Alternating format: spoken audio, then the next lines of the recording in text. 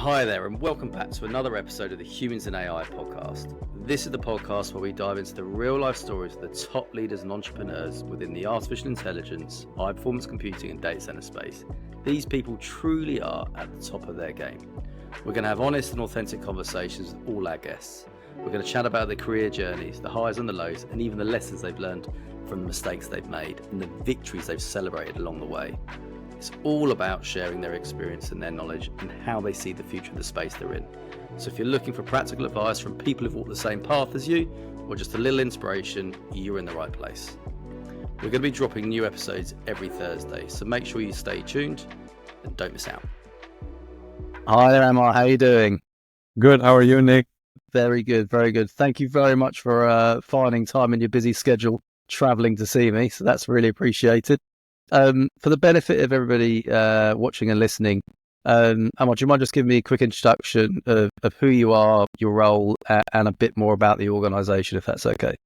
Yeah, I'm Amar Kapadia, co-founder and CEO at Aarna.ml. Aarna.ml is a software company. We create a software called GPU Cloud Management Software. And the idea is that there are lots and lots of GPU as a service AI cloud providers mushrooming all over the world. And they need help in terms of hyperscaler grade features so that they can offer self-service, on-demand, bare metal, virtual machine, or container instances, GPU instances to their customers. And that's where we help them. We provide that software so they can offer that layer to their customers in turn. Fantastic. Well, thank you for that intro. So a little bit later in the conversation, we'll talk more detail and obviously those solutions that you solve. So, but obviously this is as much about your organization, it is about you. So you obviously had a very full career, obviously living in America.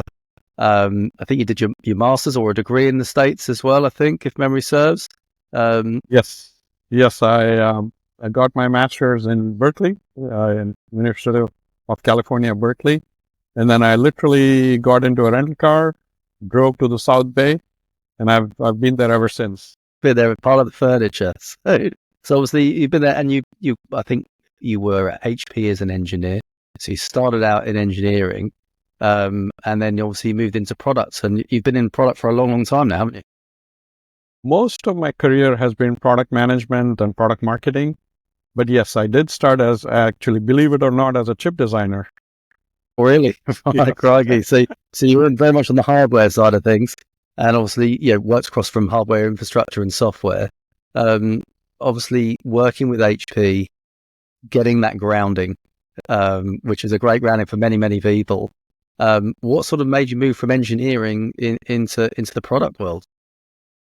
What I realized is in engineering, I knew a lot about a very narrow topic. And what I seemed to enjoy was to know a little about a lot of things. And that's what drove me to shift to product management. And by shifting to product management, I got a exposure to the sales side, to the engineering side, to the marketing side, to the operations side, finance, which is something I really enjoyed. So more of a jack of all as opposed to, master of one. It's funny because I think obviously this isn't your first rodeo. So you founded a business before, which we'll talk about in a second, which you obviously successfully sold as well. I don't actually meet many people that found businesses from the product side. They're often engineered to their core, or they're sales guys, really. Do you think coming from products and with that breadth of experience that you just referred to, do you think that gives you a slight advantage or a different sort of bird's eye view to setting up a business? I think it does. I think it does. Because depending on your perspective, you're always approaching things differently. So if you come from an engineering point of view, it's always about the technology. If it's from the sales point of view, it's always about getting the deal.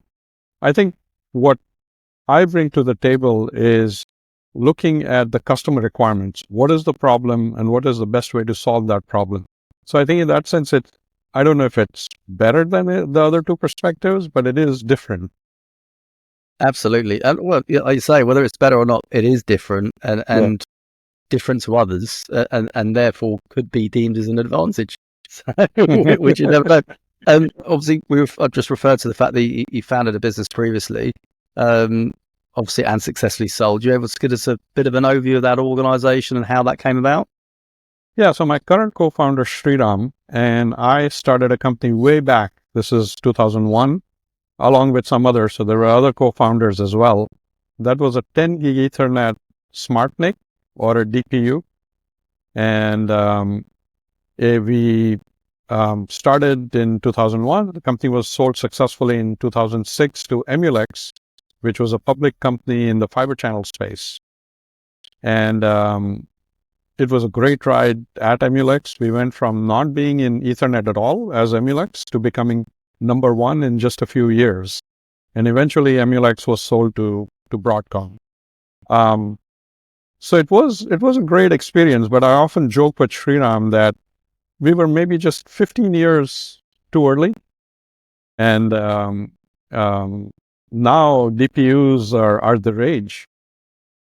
Absolutely. And I mean, maybe early, but what a learning experience. And, all that you've learned to obviously help with where you are today as well. I mean, over the years, your experience has been broad. So it's networking, it's connectivity, it's monitoring. You've also got into storage as well, haven't you? So you've worked within the storage space. So you really have worked across, the infrastructure layers, the software layers.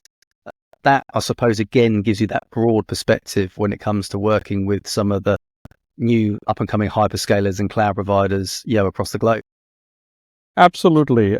I think Sriram comes from the same background. So between us, we have deep sort of infrastructure background. So storage, networking, host-based technologies, so all of these nitty-gritty details like InfiniBand and SRIOV and MIG, and we're super comfortable with that. And along with that, both of us also have cloud background. So in the 2010s, we were mostly working on cloud technologies. So the combination of cloud technologies and low-level infrastructure, I think, gives us a unique perspective and hopefully an advantage in the current endeavor. Absolutely. And just to close off the point around your first entrepreneurship in 2001 and then selling in, I think, said 2006.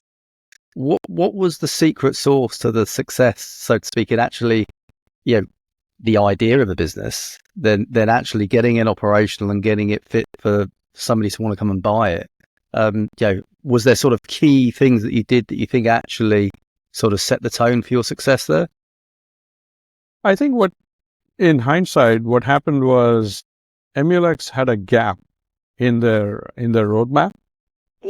And what was happening was that the storage area network was moving from fiber channel to Ethernet. And that was the single biggest thing that drove them to acquire us, because they realized that if they were going to be a fiber channel only company, they would be dead in a few years. So I think in hindsight, that's what happened. Commercially, I think it was a great learning experience. I think like I said, I think we mistimed the market. The market was not ready for DPUs and SmartNICs way back then. But the fact that storage area networks were moving to Ethernet sort of made the thing happen. Absolutely. And again, what a learning experience to get you where you are today. So obviously, you also then went into, I think it's Mirantis, so open source organization, Kubernetes. Your role there was running the product function, wasn't it? And I think you went into the product marketing. So how did that sort of help? Has that played a good part in obviously what you're doing today and what you learned? Yes. That was the first time I shifted from product management to product marketing fully. So I'd always done a little bit of product marketing, because product management and product marketing are similar, sort of two sides of the same coin in some sense. But in Mirantis, I fully shifted to product marketing. And that really helped me, because it forces you to think, when do I have product market fit? And once I have product market fit, how do I scale? And that was the biggest learning from Mirantis. It was all about how to scale. So obviously, how to scale, identifying the opportunity, get the product fit, scale. So you've got that there, and obviously building high-performing teams as well would have been part of that, I'm sure. So yeah, not a small role. So what did that sort of structure look like? Did you have product marketeers underneath you? Was it marketing specialists, or did you have product managers as well? So in Mirantis, product management was a distinct role. So I had product marketing and technical marketing folks in my team. And how did you get them working to your strategy? Because I think, one thing being able to execute it yourself, but actually leading and creating a high performing team and actually achieving those goals, you can't do it all by yourself, particularly in an organization like that. So what did you do to actually get that team working with the business? I think I've found over a period of time that the best way to align the team is to share the big picture with them.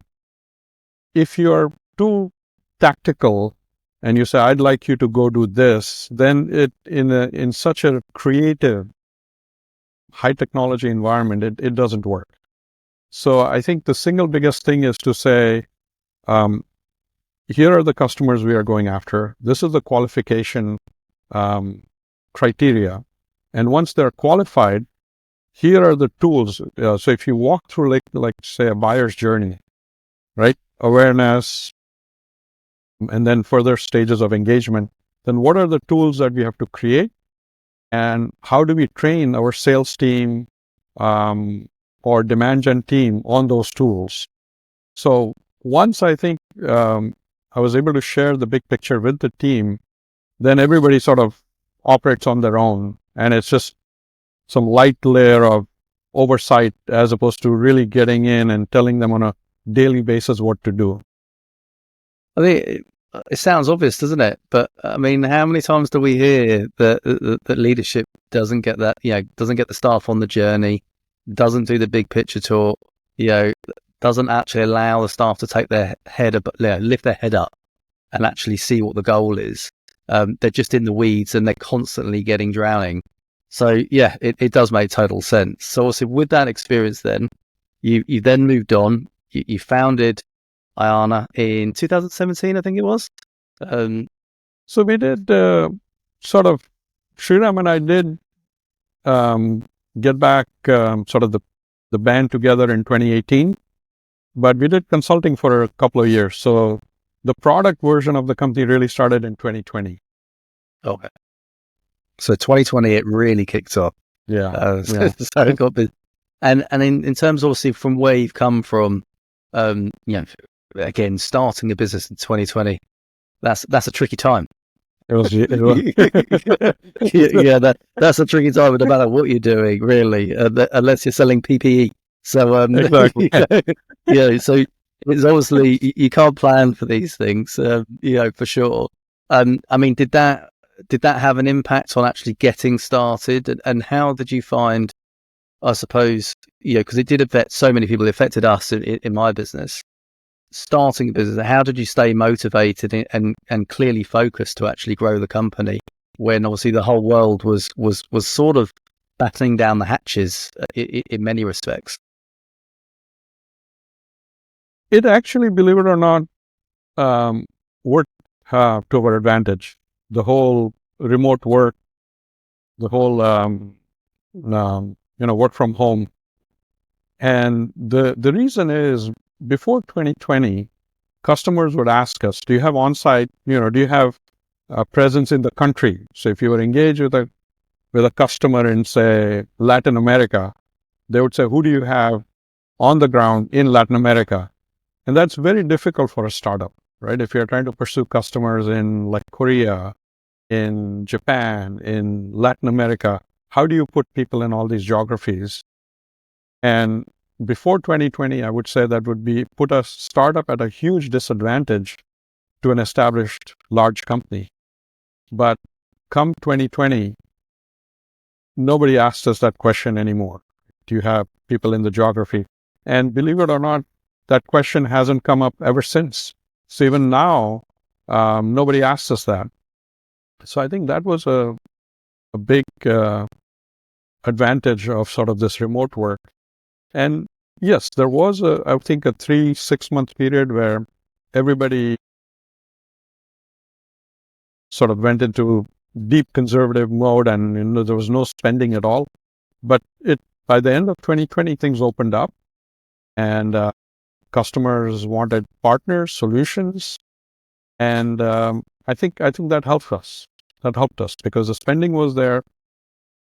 Customers were comfortable with remote partners, small partners who didn't have people in the geography, and that was us.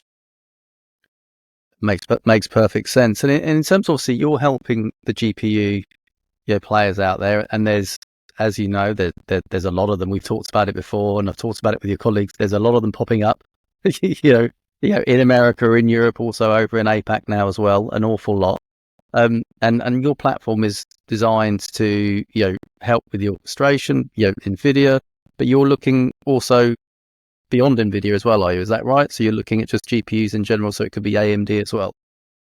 Yes, we are taking a fairly broad view because I think in training it'll largely be concentrated to NVIDIA and to some degree AMD. But I think on the inferencing side, it's going to be a lot more diverse in terms of the ecosystem. And there's going to be a lot more sort of non-GPU solutions. Let's call them accelerators, right? Different types of accelerators. So we are architecturally taking a fairly broad view. Today we support NVIDIA. I mean, it makes logical sense. But from an software architecture point of view, we are agnostic. So we want to be heterogeneous. And obviously, you have a very close relationship with NVIDIA as well. And obviously built that sort of alliance and that partnership there. How are you scaling your business? So you're largely going through partners. Are you going direct to end users as well, or is it very much the partner route? So we are actually going direct for now, because if you look at the number of GPU as a service providers / in the NVIDIA language, they would be called NCPs, right? NVIDIA Cloud Partners. So if you look at GPU as a service AI cloud providers / NCPs, they're in the hundreds. So we're not talking about thousands, tens of thousands of customers. And even out of the hundreds, if you look at the ones that are at scale and who need a cloud layer to offer on-demand instances, maybe is 50 to 100. So we're not talking about a very large number of customers. And therefore, for now, we are going direct. We do anticipate that this software will be needed by enterprises also. And at that time, we will go through partners. But I think we are seeing the demand with AI cloud providers first, and maybe the enterprise demand will pick up next year. So for now, we are just focusing on the cloud service providers. And in terms of obviously the ones that you're targeting, I suppose there are some out there the true hyperscalers, the massive ones. They've got their own, their own software, but actually the more startups, the more challengers is where you're sort of looking to work with. Yes, you're exactly right. The hyperscalers, and I would say also some of the bigger players in the US, the CoreWeaves, the Lambdas, they all have in-house solutions, right? There was nothing else, so they've just built software in-house. But the new wave of AI cloud providers coming up, they really have a decision to make. All right, make the standard make versus buy decision, and there are pros and cons to both. If they choose to do it in-house, it requires a dev team, it requires investment, but then they have full control over the software. The case for a buy is they get to market quickly, they don't need a dev team, and now they can focus on upper layers, which lead to differentiation. So they can focus on model as a service, they can focus on RAG, they can focus on PaaS layers like vector databases, LLM ops pipelines, MLOps pipelines, as opposed to working on the infra layer, which in our view is fairly generic. So you can't really differentiate your AI cloud based on, better sort of infrastructure as a service. But every AI cloud provider will have to make that decision of make versus buy, and we are hoping that the new crop will primarily go towards buy. If they end up trying to build it in, like you say, there's so many other things they need to be focused on. So focusing on just trying, and it doesn't really save them money in the long run either. I mean, I appreciate they might have full control, but again, by working closely with your team, there's a degree of control there by working really closely with you anyway, and bringing you into the partnership. Exactly. And in terms of obviously, the offering that you have, and obviously there's other organisations perhaps doing something similar. What separates you from maybe the competition? So, have you done anything that particularly gives you that sort of competitive edge? I think the competitive edge comes from scale testing, in our view. This piece of software is very difficult to test because let's say you want to establish that our cloud management software can operate up to, pick a number, 8,000 GPUs, right? Who is going to give us 8,000 GPUs for testing? Even the conversation is a non-starter. Right? I'd like to be in the room when you tried having it, to be fair. So the trick is, who can prove that their software scales without actually having 8,000, 16,000 GPUs? So it has to be done through digital twins. So you have to simulate that whole methodology. So we've been working on that concept for about 2 years now. So I think if you were to say, what's the competitive edge, I would say that's one competitive edge. The other competitive edge is to look at day 2 operations. So day 0 is the easiest.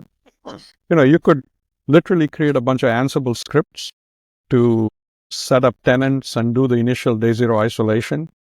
And that's where a lot of customers start. They're like, I think we can do it in-house. But then when they start looking at day 2 issues, how are you going to do upgrades? How are you going to find faults? How are you going to correlate faults? How are you going to repair around and work around faults? That's when the true value of the product sort of shines. So I would say one is scale testing. The other is sort of deeply technical day 2 operations. And we think fault is a big one because unless you can repair your cloud in a specific amount of time, you're not going to hit your availability or uptime SLAs. And for a AI cloud provider, that could mean unhappy customers, best case. Worst case, it could mean issuing credits, which takes away from, the bottom line. Absolutely. And in terms of obviously with where you are, so there's your competitive edge. You're clear on what your solution is. Previously, you felt that you were too early in the marketplace. I think we're probably very clear that we're on the right time now. It is the market to be in, whether you're actually a GPU provider or whether you're supplying into it. What do you think the sort of future looks like then over the next sort of year or two? Because I think 5 years, we're not even going to be able to, I think nobody's got an idea what it's going to look like in 5 years. It's just moving too much. But have you got a view on the market in the next 12, 18 months and how you guys are going to adapt to that? Yeah, I think there are certain forces that work in our favor and then certain that work against us. I think the forces that work in our favor are the rise of inferencing. I think unless people who are doing the training start monetizing through inferencing, they're all going to, go out of business. So I think inferencing has to take off in 2025. And inferencing means on-demand instances. So that's very favorable for us. I think another trend that's favorable for us is aging GPUs. So once Blackwell comes out, the training crowd will jump to Blackwell. And now what do you do with your, H100s? And so now they have to be provided to on-demand customers increasingly for things like inferencing, fine tuning, maybe small language models. So we think those two trends are working hugely in our favor as the next 12 months, 18 months transpire. The one force that's probably going to work against us is I do feel that the market is a little frothy. And, there are a lot of GPU as a service providers that are mushrooming. There is going to be consolidation. It has to. I mean, it has to happen. So I think that'll probably work somewhat against us, but I'm hoping that the accelerators will overcome the inhibitors for us. Yeah, I see what you mean. I think, with the amount of GPUs coming up, businesses, it's not a cheap game to get yourself into. So, we're seeing a lot of them waiting for investment, going through those different investment rounds. Whilst they're doing that, they're leaning things up. So, hopefully, next year when we see the investors jumping in, they've already spent lots on it already. That's when we're going to start seeing, things for yourself, things for us. We're getting a little bit quieter now, just the nature of the beast. But it does make a difference. I suppose that contributes to obviously, being a bit frothy, as you say. In terms of your organisation, then, what's it like? I mean, obviously, you're a few years old now. You started in sort of in and around COVID. You're in a great market. You've got, guys in the US. I think you've got people in Singapore. You've got people in India as well. So you're a truly sort of global team. Yeah. How's that sort of working for you? Because obviously beforehand, I think you were largely US based, but you've got a global organization. All your development teams in India, I think. Development team is in India. Yeah. So we've actually always been split like that because my co-founder Sriram, he moved to India way back in 2005. He used to be in the Bay Area, but he moved back to Bangalore. So he's basically been able to build a team largely with a lot of contacts. So people who have worked for him in the past have ended up joining us, and a lot of other people have joined through references, friend of friend type of a situation. So for us, I think the remote structure works fine because we essentially started in COVID.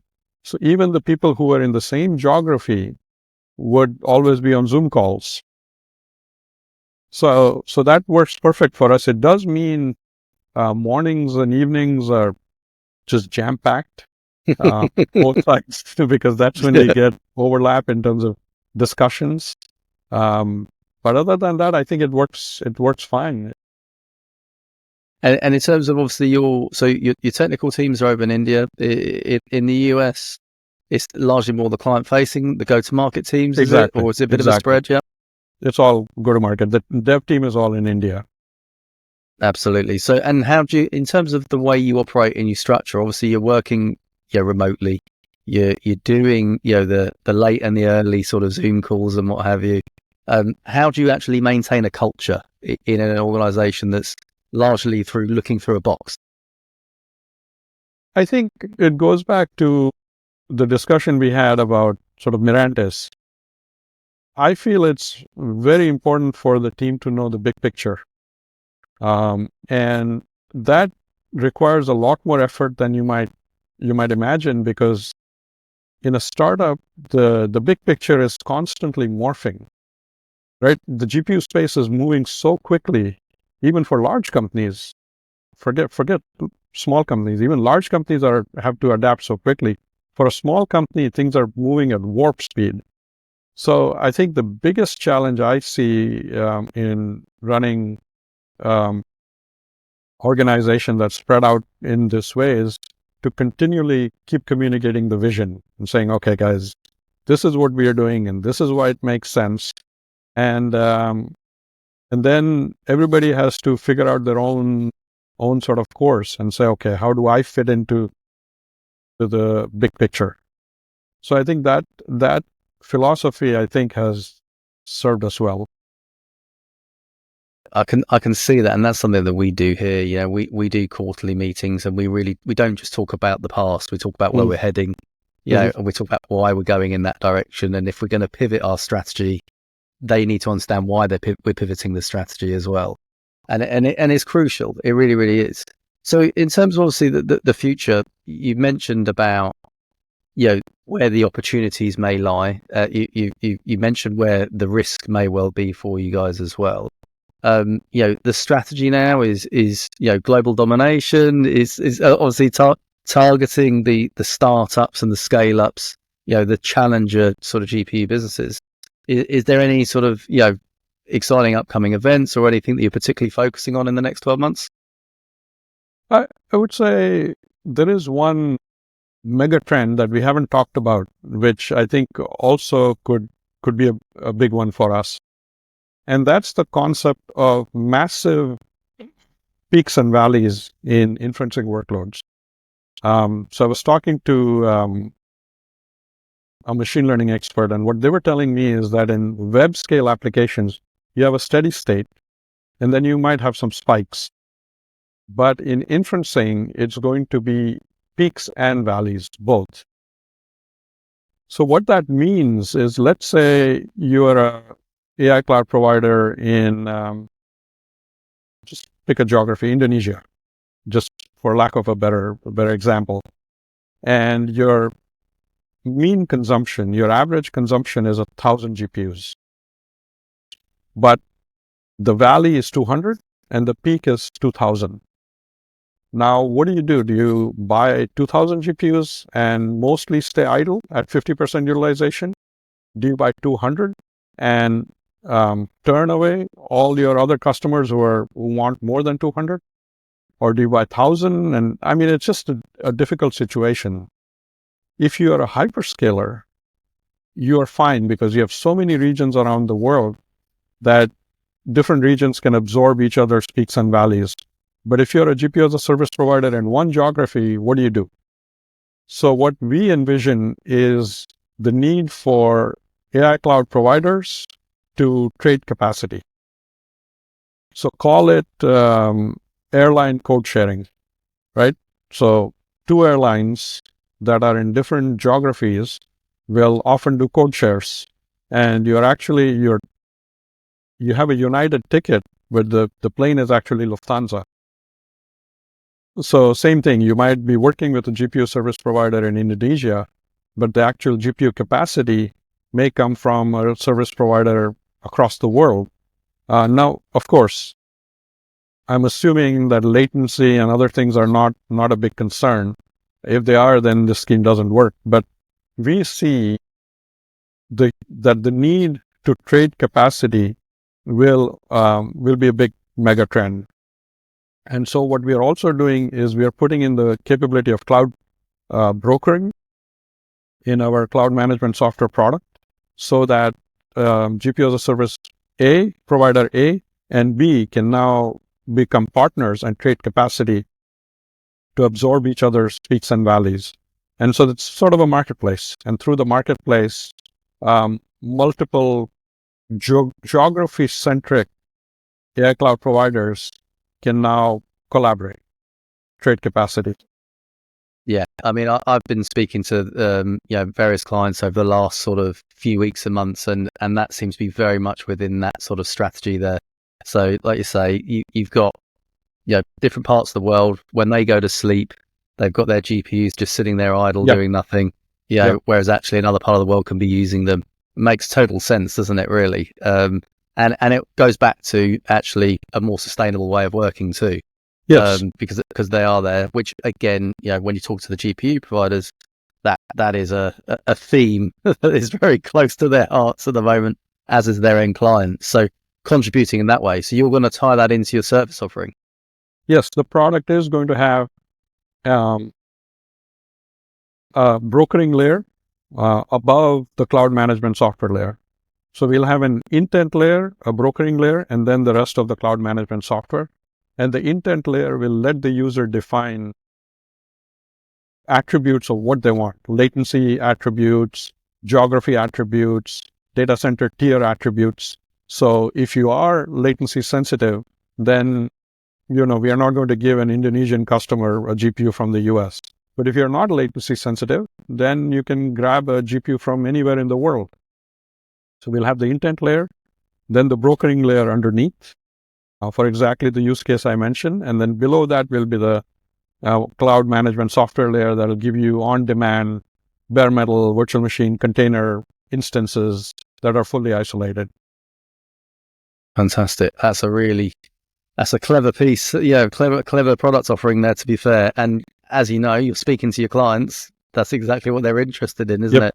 Yep. So in terms of, obviously, that's key, that being clear on where you're trying to get to, which you've talked about, and knowing where your market is, listening to your clients. We don't get everything right, do we? Yeah, we do make mistakes when we're setting up businesses. And it's a daunting thing. And obviously, this is your second time now running a business. Obviously, a lot of the people that are going to be listening to this or watching this, these could be, budding CEOs. They could be engineers with an idea that are looking to do their own startup. We're seeing startups all the time now. What sort of advice would you give to somebody that is, very, very early in that sort of journey, to going on to founding their own business? I think the first order of business is to decide what kind of a startup you want to set up. And broadly speaking, venture capitalists split startups into two: faster, better, cheaper, and brave new world. So faster, better, cheaper is you go into an existing market and you take a widget and make it better. So let's say you've been working in, I'll just make it up, cloud backup, like storage backup for 15 years. You have deep insight into it. You know all the things that don't work well. So you go start a company that makes the next version of cloud storage backup. So that's the faster, better, cheaper. And there, I think the dynamics are so different than the brave new world. In brave new world, you're going into an uncertain market with uncertain customer requirements with a new product. So it's literally, crazy situation where everything is changing all the time. So Sriram and I are more of the brave new world people, and sometimes I wonder why. And I think in the brave new world, it's a balance. It's all a balancing act. So we have to make sure that there is a real pain point that we are solving with our product.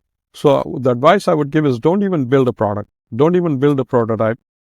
Just establish that there is a real pain point and that your offering is solving that real pain point first.